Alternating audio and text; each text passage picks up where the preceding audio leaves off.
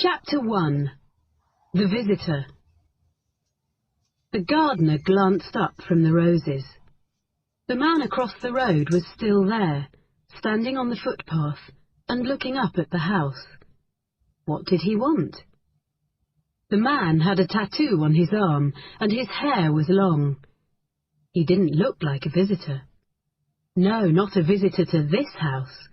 This enormous house, with its carefully kept gardens and its river views, its swimming pool and tennis court and 4-car garage. No, the visitors to this house were carefully chosen. The gardener himself had only been inside once, and that was only into the kitchen. He snipped off another dead rose. He heard the sound of footsteps. The man with the tattoo had crossed the road and was walking up the path to the house. The gardener quickly moved his position so that he could see the front door. He snipped off another dead rose. "This will be good," he said to himself. Whatever the man wanted, he wouldn't get past Mrs. Balfour. She was fierce. The man rang the doorbell. A moment later, Mrs. Balfour answered. The gardener was too far away to hear the conversation, but he could see the man holding out a book towards her. Mrs. Balfour raised her voice. Then suddenly she stopped. She disappeared into the house and left the man standing there. A few minutes later, she returned and let the man into the house.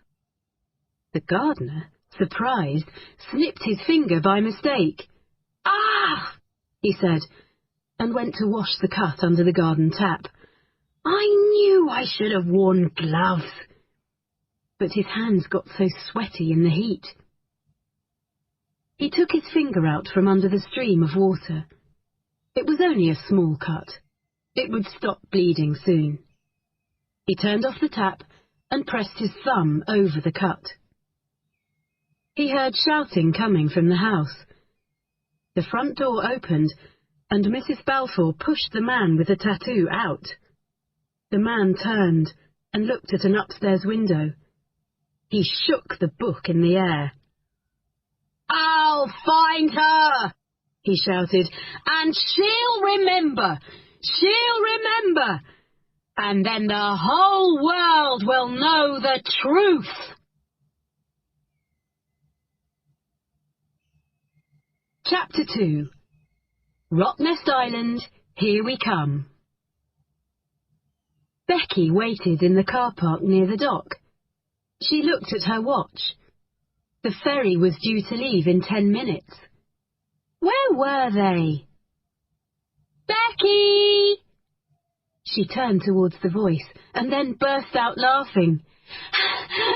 "How many bags have you got?"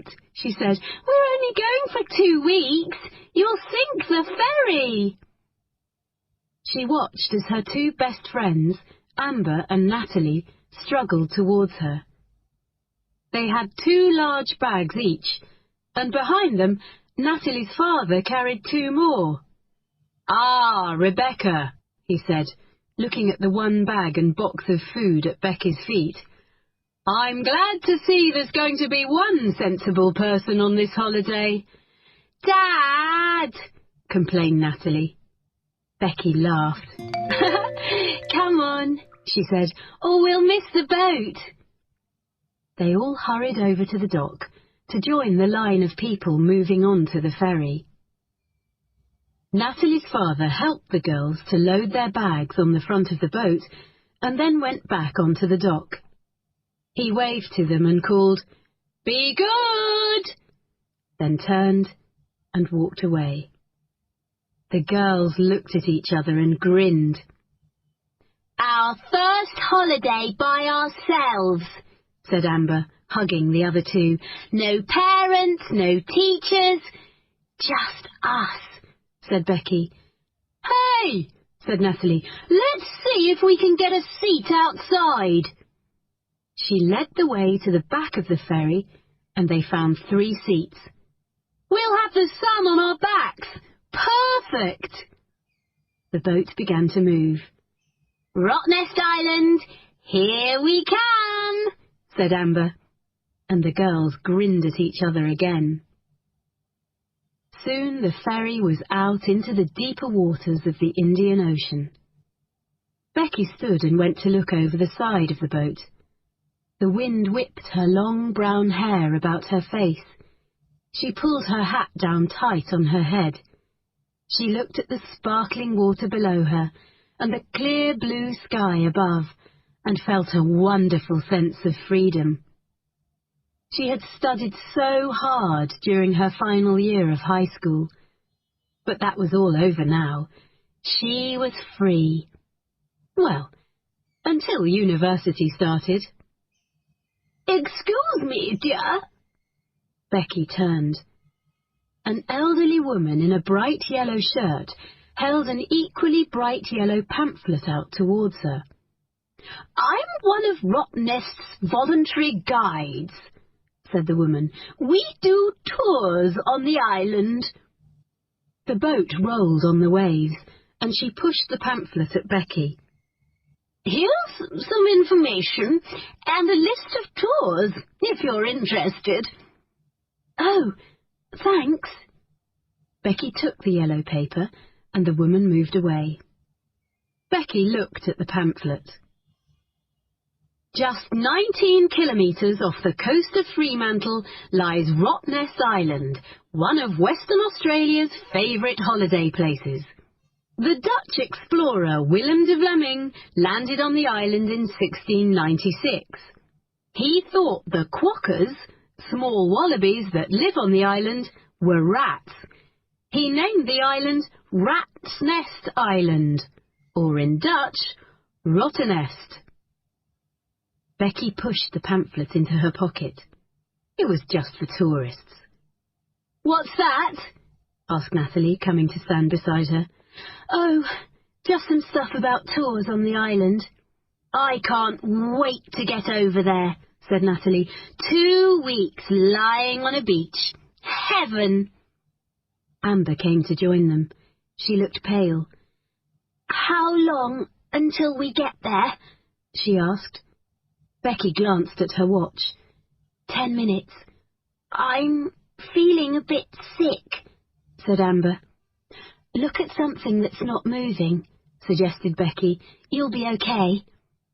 Amber didn't seem too sure. "Hey, look!" said Natalie. "There's the lighthouse near Pinky Beach." All three girls looked out beyond the front of the boat. They could see the lighthouse on the north end of the island. "We're nearly there!"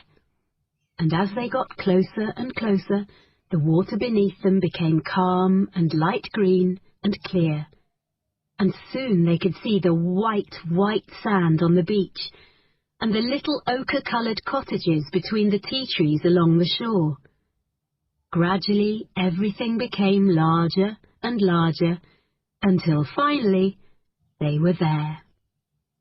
The ferry came slowly up to the jetty at the main settlement, the small village on Thompson Bay. There were 2 other smaller settlements on the north side of the island, at Longreach Bay and Geordie Bay, but the girls were to stay at the main settlement. There they would be close to the general store, the few tourist shops, and, best of all, the famous bakery. Standing among the crowd on the jetty, with her feet firmly on solid ground, Amber began to feel better. "Shall we hire our bikes before we go to the cottage?" she asked the others. "The luggage might not be delivered for ages." The girls had clearly marked their luggage, and it would be delivered to their cottage, T179. They collected the cottage key from the tourist information building at the end of the jetty and walked into the settlement. Apart from a few cars for the people who worked on the island and a bus service, no vehicles were allowed on Rottnest. Everyone used bicycles. "Oh, this seat's uncomfortable," said Becky, trying out a bike. The bike hire building, like everything else in the settlement, was only a short walk from the jetty. There were rows and rows of bright blue bikes. People walked among them, looking for something suitable. "Mine's okay," said Natalie. "Try one of these over here." Soon all 3 girls had chosen a bike and paid for 2 weeks' hire. Minutes later, they were riding down a sandy road, looking at the ochre cottages on either side of them. The road ran parallel to the shore. The cottages to their right faced the road, while those on their left faced the sea and had their backs to the road. Becky suddenly pointed. "Look, T179! There it is!" "Oh, perfect," said Natalie. "It's on the seaside." There was a high wall at the back of the cottage. The girls jumped off their bikes, leaned them against the wall, and opened the gate. "The luggage is here," said Natalie, going first into the little backyard. "That was quick." She turned to face the others. "Who's got the key?" Becky took the key out of her pocket and opened the back door. "Well, here we are," she said as they all went in. "Home sweet home." The cottage had just 3 rooms, the kitchen in the centre, in which they were standing, and 2 bedrooms. Through the windows at the front, the girls could see the blue-green water of Thompson Bay. They hugged each other. Then Amber suddenly broke away and ran from one bedroom to the other, trying out the beds. Becky and Natalie joined the race. "I'm having this bed," called Amber. "I'm having this one in here," called Becky. "Where am I going to sleep?" asked Natalie. "You have that one."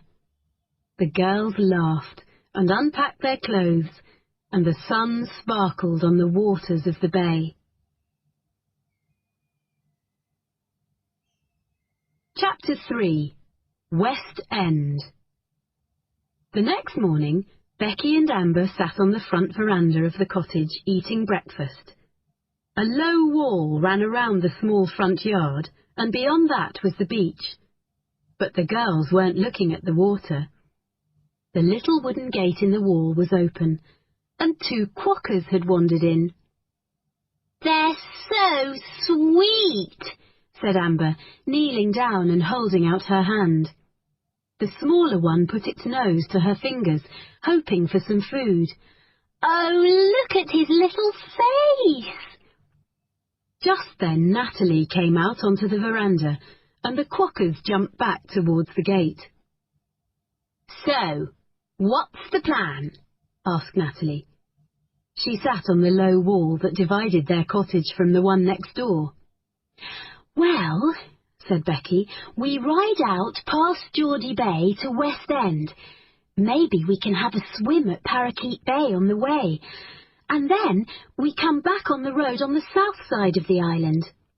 "We'll need supplies from the bakery," said Natalie. "Of course," grinned Becky.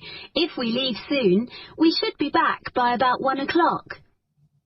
Suddenly, a window in the cottage next door opened, and Natalie turned to see the face of a young man with sandy-coloured hair. He smiled at her. She turned and stood and walked back to the other girls, her eyes wide. "There's a really good-looking guy next door," she whispered. There was a solid wall at the end of the veranda, so Becky and Amber couldn't see into the cottage, but they heard the front door open. 2 young men came out into the yard, one with sandy hair and one with dark hair. They looked across at the girls. The dark-haired one spoke first. "Hi! How are you going?" "Hi!" said the girls. "We've just arrived," said the other boy. "Have you been here long?" "We arrived yesterday," said Natalie. "Yes, Sunday, yesterday," repeated Amber. "We're here for 2 weeks." "Oh, good." The dark-haired one smiled. "My name's Dominic, by the way, and this is Richard." "I'm Amber, Natalie, Becky." "Right. Well, we'd, better go and unpack. We'll probably see you around." Dominic gave a quick wave, and the two boys disappeared behind the veranda wall and into their cottage. Amber signalled to Becky and Natalie, and they all went inside too. "They're both good-looking," said Amber, once the door was safely shut. "This holiday just gets better and better." "I like the dark-haired one," said Natalie. She turned to Becky. "What about you?" Becky paused, and then said, very calmly, "You do realise, don't you, that we're still in our pyjamas?" Becky was the first to be dressed and ready for their ride around the island. She took her towel and a bag out to her bike. She wheeled the bicycle out of the back gate, leaned it against the wall, and fastened her bag on the back of the bike. She folded her towel and put it on the seat. With more than 2 hours riding ahead of her, she would need that for comfort. She heard voices behind her and turned around. A group of older women were on the veranda of the cottage opposite. "Hello," she said. "Hello, love," replied one of the women, coming forward to hang a wet towel on the back of a chair. "Going for a swim?" "No, a long ride around the island." "All the way to West End?" Becky nodded. The woman turned to her companions on the veranda. "We haven't done that for a few years, have we, girls?" Becky smiled. These girls looked about 50 or 60 years old. The women smiled at Becky. "Do you come to Rottnest often?" she asked. "We've been coming every year since 1991, the woman with the towel answered. "Well, apart from Ruth." She pointed at a woman with very short grey hair. "She's new. We've only known her for 10 years. The women laughed. "Of course, we all came here when we were children too. Oh, hello." Natalie and Amber were wheeling their bikes out onto the road. "Hello," they said. "Ready?" asked Becky. "Yeah." "Well, it was nice talking to you," Becky said to the woman. "Bye." The women on the veranda waved to the girls as they set off. After a visit to the bakery for supplies, the girls rode to Parakeet Bay on the north side of the island. They stopped there for a swim in the calm, clear, green water, and then sat on the warm sand and ate the cream buns they had bought before continuing on their journey. The further they got from the settlement, the fewer people they saw. Riding down the road through Narrow Neck, the narrowest part of the island, where once the sea had flowed and formed 2 islands instead of 1, they saw no one. The low tea trees were windswept, and it was dry and hot. As Becky came down a hill, a black snake quickly crossed the road in front of her bike. She pointed and shouted back at the others, "Snake!" Amber gave a short scream, and Becky and Natalie laughed. Finally, they came to the end of the road at West End. They dropped their bikes on the ground and drank thirstily from their water bottles. The road ended on high ground. There was no pretty bay or pure white sand here, only steep, jagged rocks and the windswept sea below. Suddenly the wind caught Amber's hat, and it flew down onto the rocks. "Oh, no! I love that hat!" she cried. "I've got to get it back." "Don't be crazy! You can't climb down there! It's too dangerous!" said Natalie. The girls went to the edge and looked at the rocks below. Suddenly Amber gasped and covered her mouth with her hand. "What is it?" said Natalie. "Oh, my God!" said Becky. She had seen it too. To their right, down on a jagged shelf of rock, lay a man. There was blood on his face. "Is he dead?" whispered Amber.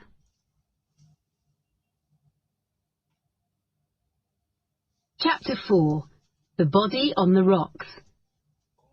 Becky called out, but the man didn't move.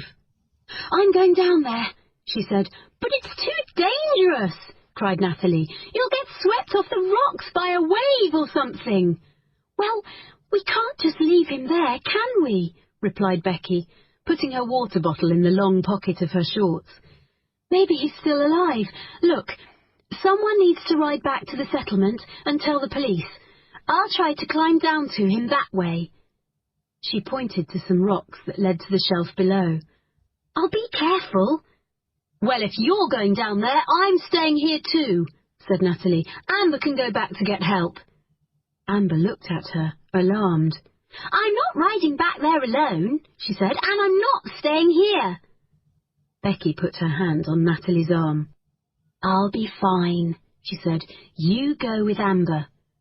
"I knew we should have brought our mobiles," said Amber, as she and Natalie picked up their bikes. "Are you sure about this?" Natalie said to Becky. "Yes, go," she replied, and she started to climb down the rocks. "Be careful," called Natalie, and seconds later they were gone. Becky looked for a way down to the rock shelf. She judged it to be no more than 10 meters below her, but the rocks weren't made for climbing. They stuck out towards the sky with nasty, sharp points. There were no flat places to put your feet. She didn't want to fall forward and meet the same fate as the man below. Slowly, slowly, she worked her way down to him. Finally getting onto the jagged rock shelf, she could see immediately that he was dead. His eyes were open wide, staring at the sky. His skin was a strange purple colour. She went closer. The angle of one of his legs was all wrong. It looked broken. Flies moved around the cuts on his head and his mouth was open. There was a tattoo of a snake on his arm. Becky turned away and looked at the rocks above. He must have fallen. Perhaps he was climbing, and he fell. She didn't know what to do. It didn't seem right to leave him alone. She moved a bit away from him, sat down and looked at her watch. It would probably be another 3/4 of an hour before the police arrived. Hugging her knees, she sat there watching the waves break on the rocks. Although the sun was shining fiercely, she was in the shadow of the rocks above her. She felt cold. She had never seen a dead body before.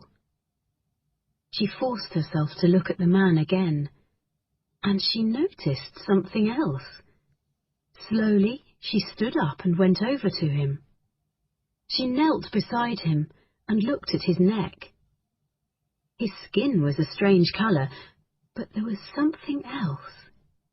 Definite marks on his neck, as if... Becky stood up quickly. Could this be murder? She looked at the wild place around her and felt frightened. The police would be here soon. She didn't need to stay with the body. She began to climb back up the rocks. It was easier going up than it had been going down, and it wasn't long before she was at the top. She took a drink from her water bottle and put it back in her bag on her bike. She looked at the bike and then looked around her. Where was the man's bike? How did he get here? It was a long walk. Did someone drive him? There were few cars on the island. She searched in the bushes at the side of the road and soon found it. A bicycle from the island's bike hire, exactly the same as hers. She didn't touch it. Coming back out onto the road, she heard a car. Seconds later, a police van appeared. It stopped, and 2 officers got out. "Hello," said one. "I'm Sergeant Tom Barker. Are you Becky?" Becky nodded. "You were quick," she said. "Your friends found someone with a mobile phone and called us from Geordie Bay. They asked me to tell you they've gone back to the cottage." Oh, said Becky. She pointed in the direction of the body. I've been down there. She paused. He's dead. The officers glanced at one another. Are you okay? Asked the sergeant. Yeah, but there's something else. The officers waited. I think he may have been murdered. The officers stared at her. There's a bike in there. Becky pointed into the bushes. It's probably his. I didn't touch it. What the officers said then to each other, Becky didn't hear, because at that moment a rescue helicopter flew over them and hung in the air above the rocks.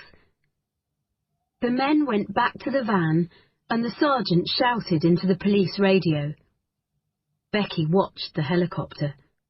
Then the other officer came over to her. There's nothing more you can do here, he said loudly. Are you all right to ride back to the settlement on your own? Yes, said Becky. We'll need to get a statement from you and your friends, the officer continued. Can you come to the police station in the main settlement this afternoon? Okay, she said. The officer smiled and went back to the van. From the helicopter, a man on a rope was dropping slowly down onto the rocks below. Becky picked up her bike and rode away. Mid-afternoon, the girls walked to the police station. They gave their statements separately. Becky took longer than the others, and then went home. They lay on the beach in front of their cottage in the late afternoon sun. Amber and Natalie wanted to keep on talking about the body on the rocks, but Becky just wanted to forget about it. That night in bed, however, she couldn't escape. It was grey. It was all grey. She sat on the rock shelf, grey water sweeping over her feet. The body floated in on the waves. It pushed up against her. She wanted to stand up, but she couldn't move. The tattooed snake on the man's arm lifted its head and came towards her. She gasped. Now she was on her bike, riding fast. She looked behind her and gasped. The snake was following her. She couldn't get away. And then the man's face, covered in blood, came towards her. The staring eyes, the open mouth, and he smiled. Becky woke in a cold sweat.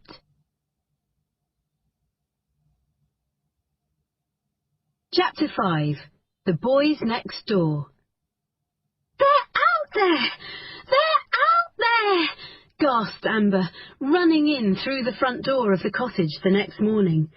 Quick! Give me the broom! Natalie reached out of the back door, got the broom, and gave it to Amber. Then she joined Becky at the front window, and they watched Amber go back outside. Amber moved slowly down the front yard towards the gate, sweeping the sand off the path. Who cares about sand on their path at Rottnest? Said Becky. They'll think she's crazy.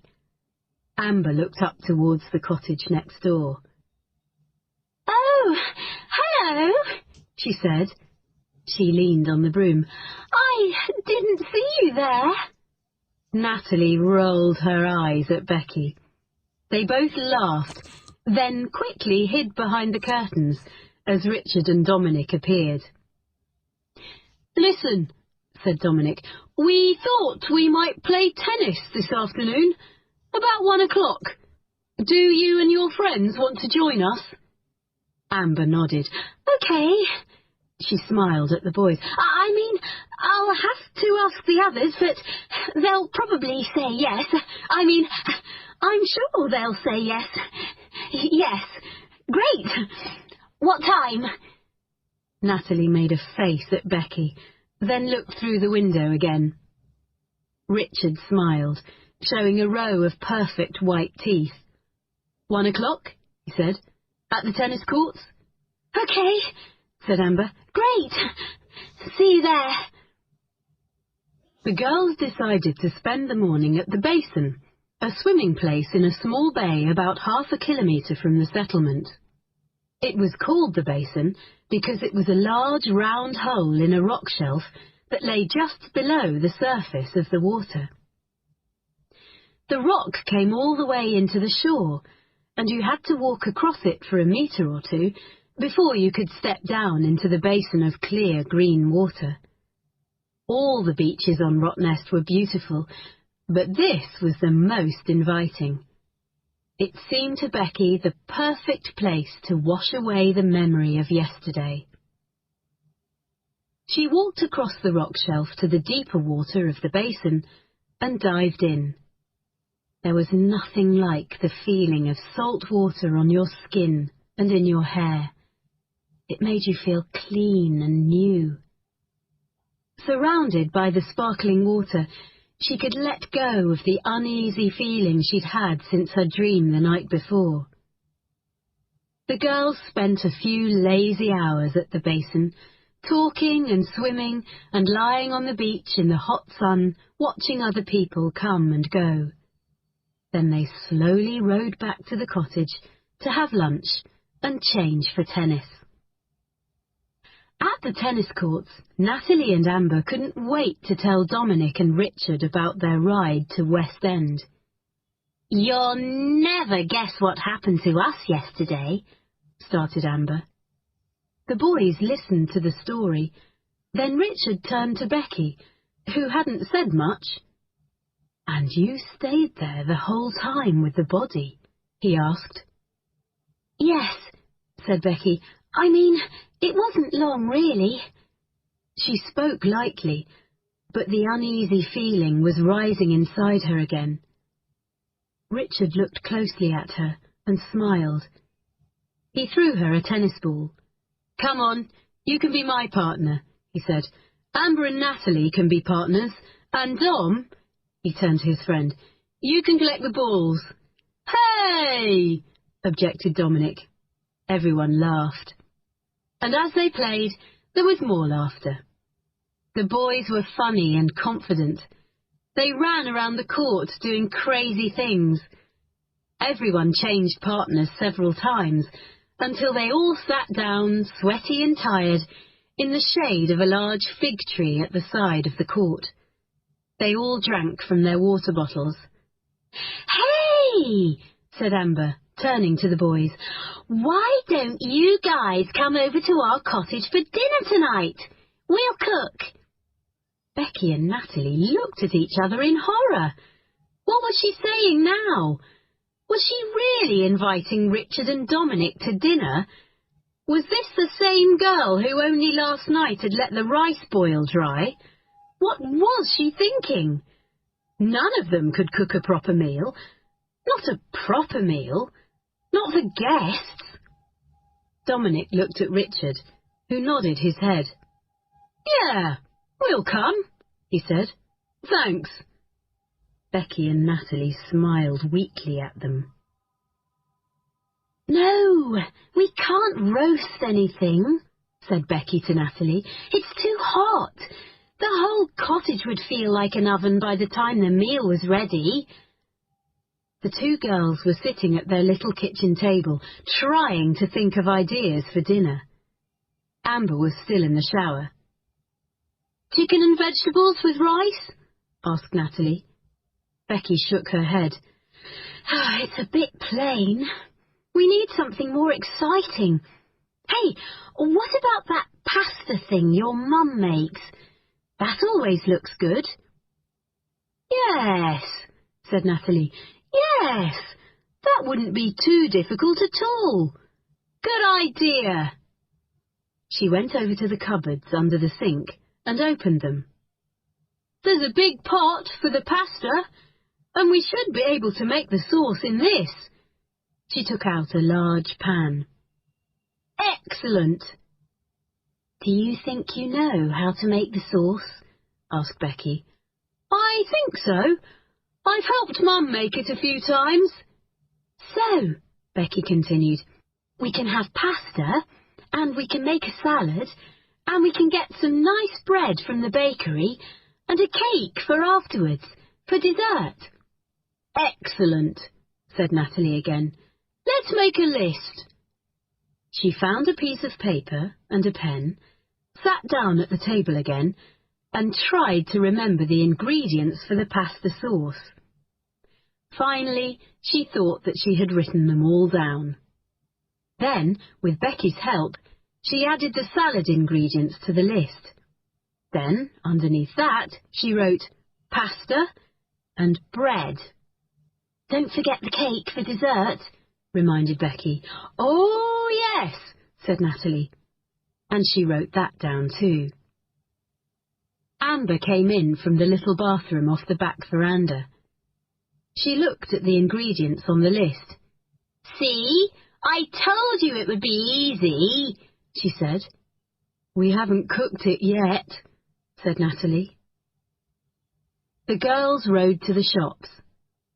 Amber went into the bakery, while the others went next door into the general store. Natalie tore the list in two and gave one half to Becky. "I'll get the sauce ingredients," she said. "You get the stuff for the salad." "Okay," said Becky. She took a basket and went over to the fruit and vegetables. She began choosing things.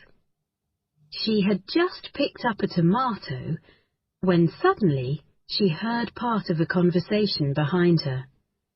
"It's definitely murder," said a woman's voice. "I spoke to Tom a few hours ago." "What did he say?" said another woman. "The man was strangled. He was probably dead before he hit the rocks." The women moved away. Becky looked at the tomato in her hand. It was split on one side, and pale red juice dripped down. She was right. The man on the rocks had been strangled. She put the tomato back. She had an uneasy, sick feeling in her stomach. She filled her basket and went to find Natalie. With a lot of careful planning and laughter, and remembering to keep Amber away from the stove, dinner with the boys went well. The girls had prepared the salad and the sauce earlier in the evening, so all they had to do when the boys arrived was cook the pasta. Some of it stuck together and was a bit hard, but the girls hid those pieces on their own plates and gave the best to the boys. It was a great success. Becky had told Amber and Natalie about what she had heard in the general store, and when they first arrived, Amber told the boys. But after that, nobody mentioned the body on the rocks, and Becky was able to forget all about it. But later that night, she again had a strange dream. She was riding a bike along a sandy road. Heavy drops of rain began to fall. Drip, drop, drip. They hit her in the face and ran down her arms. She looked down. The rain was blood. Blood dripped down her arms and legs. She was covered in blood. She threw down her bike and was standing at the top of a cliff. Down below her was the sea and the dead man on the rocks. Then the distance between them closed, and his body rushed up towards her. His strangled neck was broken. She looked at his face. It was Richard.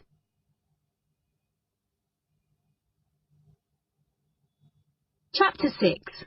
West End Again. Becky woke the next morning feeling tired and haunted by her dreams. She lay in bed and looked out at the water of the bay. This was supposed to be a free and easy island holiday with her friends. But how could it be, with a horror film playing in her head every night? She realized the only way to stop feeling haunted was to stop pretending that she hadn't come face to face with a dead man. She dressed quickly and crept out of the cottage. By the time she got back, Natalie and Amber were awake and having breakfast on the front veranda. "Hello, where have you been?" asked Amber. "I just went to buy a newspaper," said Becky. "A newspaper?" repeated Natalie. "What about our holiday rule? No television, no mobiles, no newspapers, remember?" "I remember," said Becky, "but when we made that rule, I didn't know we were going to find a dead man." She sat down and opened the newspaper. "I just wondered if there was anything in the paper about it, that's all." "I'd rather forget about it," said Amber. "Here it is," said Becky. "On page 3, Murder on Rottnest." She read a few lines to herself, and then began to read aloud. "The dead man was John Tavis Radcliffe, 51, of Bulcata. He had recently been released from prison." Becky looked up at the other two, then continued. "Police are investigating Radcliffe's prison connections to try to find a motive for the killing. Radcliffe was strangled at West End on Rottnest Island on Saturday night. His body was discovered by 3 teenage girls the following morning."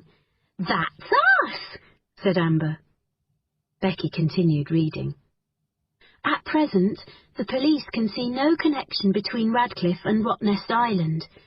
It is believed the killer followed him there, and that there is no threat to any other persons on the island."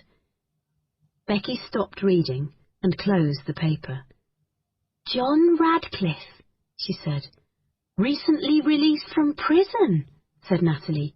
"Yeah, he was probably some criminal who got exactly what he deserved," said Amber. "Probably," said Natalie.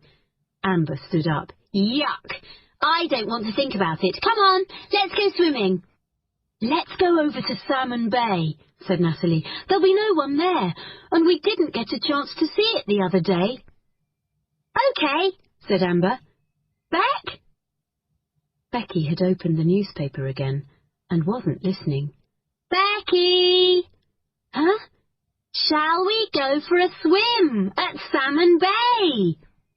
Becky looked up. "Oh, yes, OK, if you want." But by the time they got to Salmon Bay, Becky had decided to leave the others there and continue riding to West End. "Why?" asked Natalie. "I never want to go there again," added Amber. Becky told them about her dreams. "I feel a bit haunted by him. Maybe if I go to West End again and he's not there, I can release him. Let him go, or he can let me go or something." "Do you want us to come with you?" asked Natalie. "But—" began Amber. Becky interrupted, smiling. "It's OK. You two stay here. I'll be all right. I'll see you in about an hour." Some other riders passed by, and Becky set off confidently behind them. However, the other riders soon turned off onto a smaller road leading to another beach, and Becky was on her own. She started to feel a bit frightened. Then she got angry.